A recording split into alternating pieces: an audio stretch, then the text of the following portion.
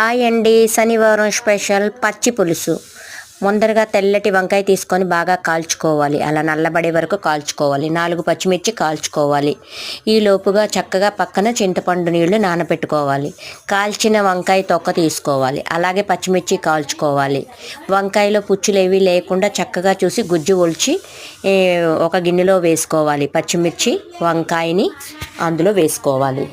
అలా వేసుకున్న దాన్ని పప్పు గుత్తుతో బాగా మెదమాలి. మెదిమిన తర్వాత కొంచెం జీలకర్ర తీసుకొని బాగా చేతితో నలిపి వేసి అది కూడా బాగా ఆ పప్పు గుత్తుతో నలపాలి. తర్వాత మనం నానబెట్టి ఉంచుకున్న చింతపండు పులుపు అందులో వేసి బాగా కలపాలి. అలా కలిపిన తర్వాత కట్ చేసి పెట్టుకున్న పచ్చి ఉల్లిపాయలు వేసుకోవాలి. ఇది ఆయిల్ లేకుండా తినే ఐటెం అండి. ఏకాదశి రోజు అలా తింటాం కదా, ఆ ఐటెం పచ్చి పులుసు చాలా చాలా బాగుంటుందండి. హెల్త్కి చాలా మంచిది. సో మీరు కూడా ట్రై చేయండి. చాలా ఈజీగా ఉంటుంది. కరివేపాకు వేసుకొని పచ్చి పులుసు